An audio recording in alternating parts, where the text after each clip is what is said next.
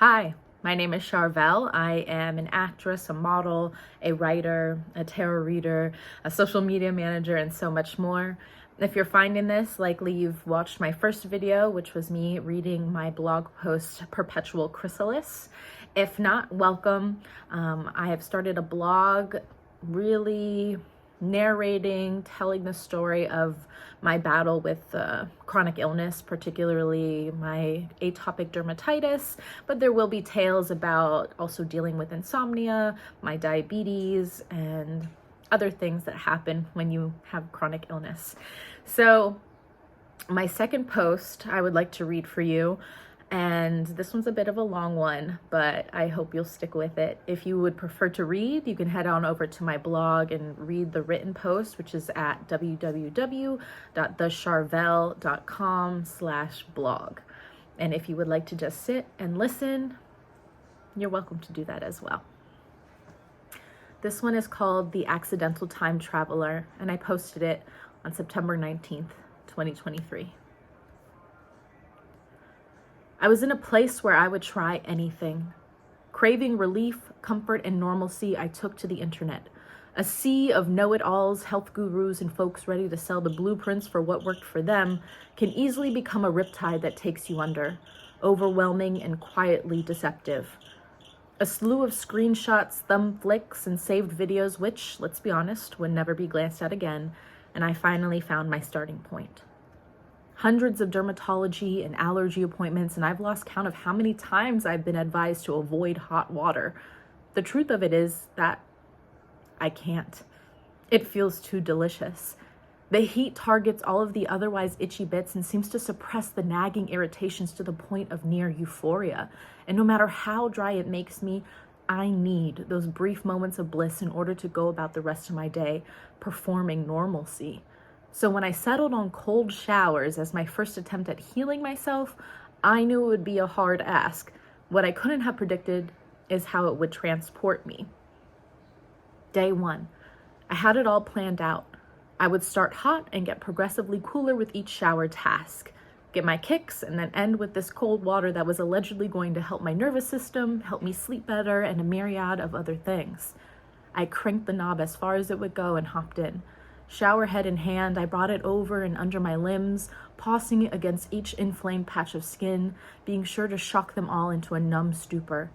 When the fireworks start subsiding, my body adjusting to the temperature, I place the head back up and take a deep breath, preparing myself for the impending decline. I suds some dandruff shampoo into my hair and I start my descent with a twist to the right. The first downturn isn't much of a difference, so I rinse my hair and head right into the next notch down. Exfoliating gloves go on, body wash gets lathered, and I scrub off as many layers of dead skin as will come off. Another twist and I start to rinse off when it hits me. I close my eyes and place my head, neck, and shoulders under the cool water, and I'm instantly thrown into a worryless time of my life. I can see it so clearly. I'm about 10, in my early tween body after a day at the beach.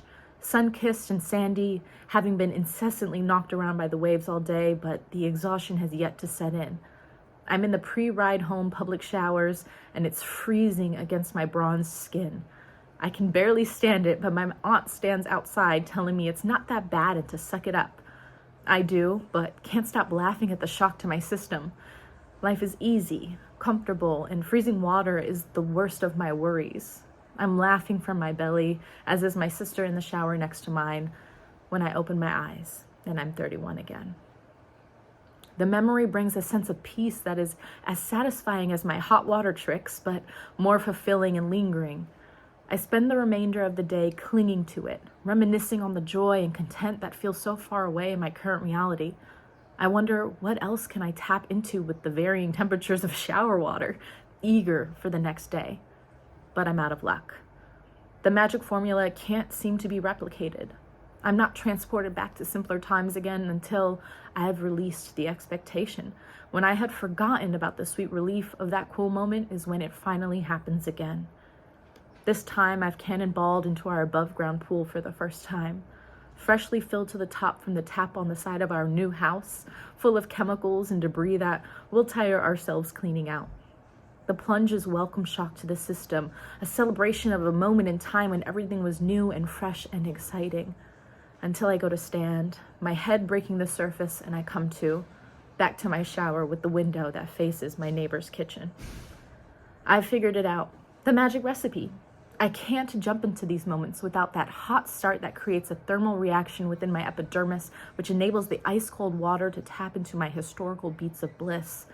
Start as hot as possible and then rock and roll myself to as cold as possible for a brief trip back into moments of pure delight. These trips keep me afloat, keeping my inner child close enough to remind me that triumph can be found in the simplest, briefest of moments. I've been able to travel back to swimming in the English Channel with my grandmother when my parents wouldn't even dare get in because the water was so cold. I've felt my toes dip into the Pacific Ocean for the first time, providing a shocking distraction in the early days of my severe outbreaks. There's even some moments where I don't know what was going on or where I am. Did someone use up all the hot water? Was the water heater out? When was I in a lake? But it doesn't matter. It's not about the memory at the end of the shower. It's the hope it gives me. Hope that I can always escape when I need to be relieved of my pain. Hope that these moments aren't over and that when I'm 30 years older, I'll be traveling back to bits of my current reality. And it's okay if I don't recognize them as they're happening, because maybe my future me just needs them more.